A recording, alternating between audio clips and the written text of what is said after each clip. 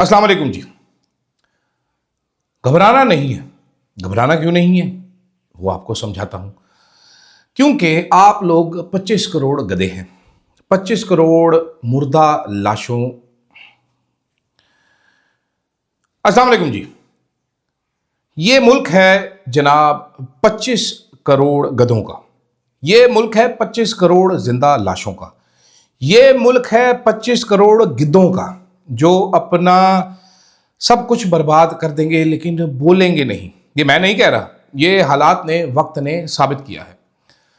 बात करूंगा आज, किसी और टॉपिक पे बात करने की जरूरत नहीं है, जरा इस हुकूमत पर बात करना चाहता हूं। इतनी जबरदस्त हुकूमत है, इतनी बेहतरीन हुकूमत है, इनकी तैयारी हर चीज की कितनी अच्छी है, ये मैनेजर्स कितने अच्छे हैं, ये कितनी एक्सपीरियंस टीम थी, ये सब आपको बताऊंगा इस वीडियो में।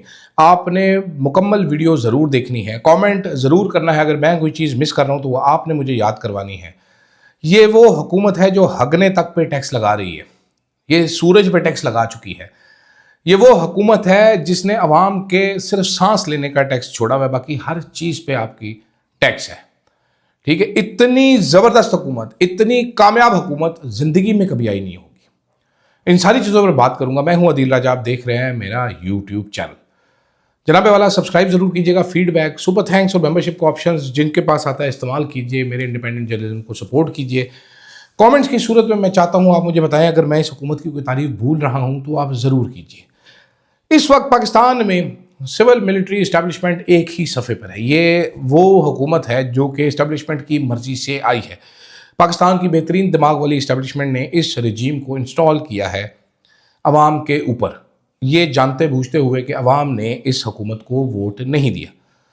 ये हुकूमत आने से पहले जब अपनी सीवी पेश करते थे शहबाज शरीफ एंड कंपनी, तो ये हमें बताते थे कि इमरान अहमद खान न्याजी को तजर्बा नहीं है, मुल्क बर्बाद हो चुका है। शहबाज शरीफ बाकायदा ये बताते थे कि ढांग ते तानू फिरेगी। तो और साथ इनके टाउट थे, कुछ बेगैरत हमनवा टाउट थे, वो साथ ढोल बजाते थे।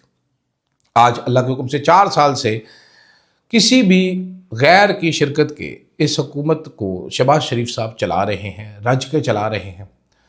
आज इस मुल्क में अवाम का वो हाल हो चुका है कि वो सुन हो चुके हैं।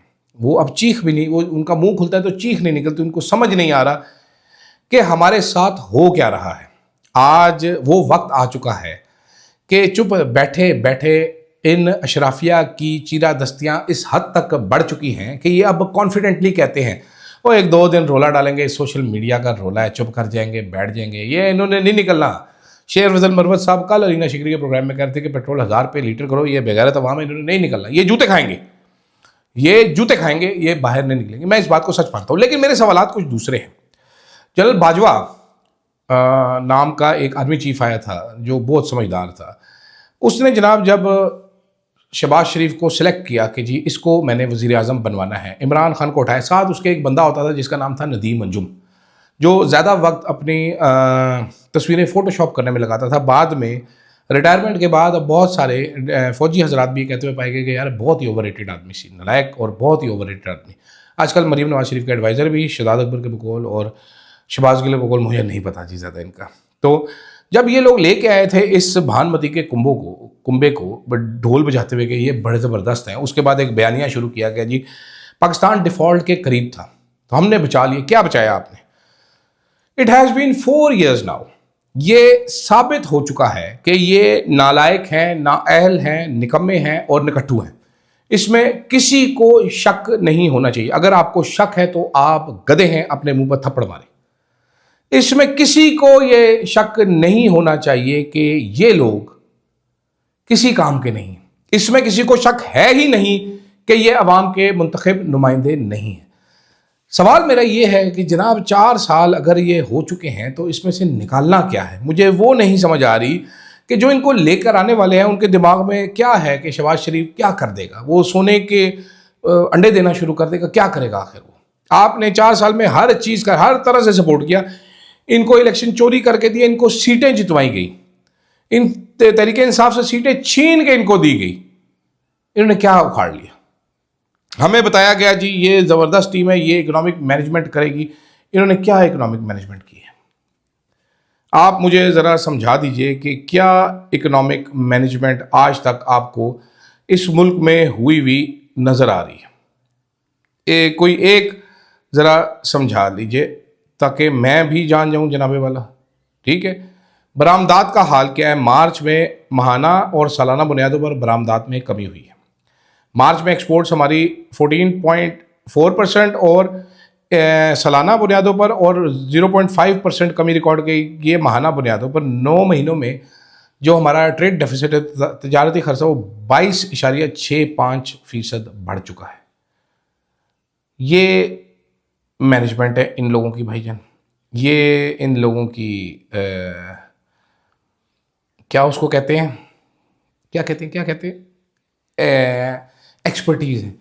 आज बेरोज़गारी तारीख की बुलंद तरीन सतह पर, महंगाई तारीख की बुलंद तरीन सतह पर, ट्रेड डेफिसिट तारीख की बुलंद तरीन सतह पर, एक्सपोर्ट्स हमारी तारीख की कम तरीन सतह पर, इंपोर्ट्स हमारी तारीख की बुलंद तरीन सतह पर, ट्रेड डेफिसिट तारीख की बुलंद तरीन सतह पर।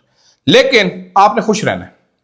खुश क्यों रहना है आपने जनाब? खुश आपने इसलिए आपको होना चाहिए कि देखें, अमेरिका हमसे बात कर रहा है, दुनिया में हमारी इज्जत है, भारत बढ़ गया है, ईरान हमसे बात कर रहा है, सऊदी अरेबिया हमसे बात कर रहा है, यूएई हमसे बात कर रहा है, हमारी इज्जत इज्जत है, इज्जत है जनाब, इतनी इज्जत है हमारी, इतनी इज्जत है हमारी कि कुछ मुझे समझ नहीं आ रहा कि मैं ये इज्जत कैसे एक्सप्लेन करूं। हमारी इतनी ज्यादा इज्जत है, जैसे ही जंग खत्म होगी तो वो फील्ड मार्शल ने कहा था मैं 100 अरब लेके आऊंगा, 300 अरब आएगा, वो इधर आ जाएगा 300 अरब, सऊदी अरेबिया इतनी इन्वेस्टमेंट कर देगा, ट्रंप ने पता नहीं कितने $100 बिलियन डाल देना है। आप लोगों को उतनी देर, जिसको नहीं समझ आती पेट्रोल की कीमत, दफा हो जाए, इस मुल्क को छोड़ के चला जाए। खुश नहीं होते आप लोग। ये यही कह सकता हूं मैं, और क्या कह सकता हूं। शहबाज शरीफ को लाया गया था कि जनाब वो कपड़े बेच देगा अपने और अवाम को रिलीफ फराम करेगा, उन्होंने अवाम का जांगिया तक चोरी करके ले गया। ये वो कहते हैं जनाब कि ये चोर हुकूमत है। ये चोर हुकूमत बिल्कुल नहीं है। जब पेट्रोलियम की कीमत बढ़ती है, मरीम नवाज कहती थी वजीर आजम चोर होता है, ये डाकू हैं, डाके मार रहे हैं ये अवाम की जेबों पर। क्या आपको मालूम? मैं नहीं कह रहा, ये तो नून लीग के प्रो साफी भी बेचारे चीखें मार रहे हैं। जो नहीं मार रहे चीखें वो समझ लीजिए कि वो पेड़ है। अब ये इनकम के हिसाब से बताया, दुनिया में इथोपिया जो है एक मुल्क है, ठीक है, उसका पेट्रोल है $1.30 पर लीटर, एवरेज डेली इनकम है $1.5। पाकिस्तान दूसरे नंबर पे आता है, $1.64 पर लीटर है, एवरेज इनकम हमारी $3 है। उसके बाद है केनिया जिसकी एवरेज इनकम $4 है। उसके बाद बांग्लादेश $5 है। उसके बाद नाइजीरिया $6 इनकम है। Nepal, India, Sri Lanka, Philippines, Egypt, Vietnam, Indonesia, Morocco, South Africa, Tunisia, इन सब के पास कोई बेहतरीन कुछ भी नहीं है। हम बेस्ट हैं, शहबाज शरीफ हमारे ही पास है, इसलिए हम सबसे महंगा पेट्रोल खरीदते। दुनिया में प्राइस इंक्रीज फ्यूल की सबसे ज़्यादा किस मुल्क में हुई? इसराइल ने जनाब इंक्रीज की 0.24 सेंट्स, ठीक है। ग्रीस ने इंक्रीज की 0.26 सेंट, सिंगापुर ने इंक्रीज की, फ्रांस, ऑस्ट्रेलिया ने 0.2 से 20 सेंट इंक्रीज की, जाहिल। मालदीव्स ने 17 सेंट इंक्रीज की, चाइना ने 0.25 सेंट, यूके ने 0.24 सेंट। जनाबे वाला इंडिया ने 32 सेंट इजाफा कर दिया। इंडिया तो बर्बाद हो रहा है। सुबह हमारे न्यूज़ चैनल पे खबरें चलती, कनाडा 0.14, यूएसए 0.26, श्रीलंका 0.21। अच्छा, उसके बाद इंक्रीज ज़्यादा कहाँ शुरू हुई? Vietnam 0.38, Cambodia 0.21। सबसे ज़्यादा फ्यूल प्राइस कहाँ इंक्रीज हुई है? पाकिस्तान 0.69। पाकिस्तान में 77% इंक्रीज हुई है फ्यूल प्राइस में, 67% कंबोडिया में हुई है, वियतनाम में 49% हुई है। ये हमारे तजर्बाकार टीम है जी। मुझे इस बात की बिल्कुल समझ नहीं आ रही कि इस मुल्क के गरीबों को, मिडिल क्लास लोगों को बेसिकली हो क्या रहा है। मैं आपको ये समझा देता हूँ, चलिए जल्दी से। हो ये रहा है जनाब के FBR टैक्स इकट्ठा करने में नाकाम रही है। 600 से ज़ायद अरब का गैप है। IMF ने डंडा चढ़ाया कि ये गैप पूरा करके दो। उस डंडा चढ़ाने के नतीजे में पिछली बार शहबाज शरीफ साहब ने जब बिला वजह कीमतें बढ़ाई तो हजूरे वाला जो कीमत हो गई उसमें लेवी हो गई पेट्रोलियम की 105 रुपये।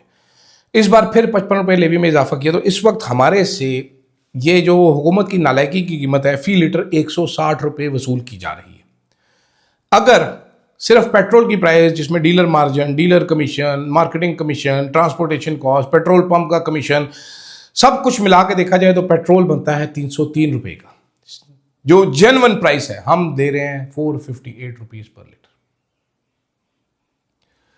हम ले रहे हैं 458 रुपीज पर लीटर, ठीक है। ये शहबाज शरीफ का टैक्स है हमारे पे।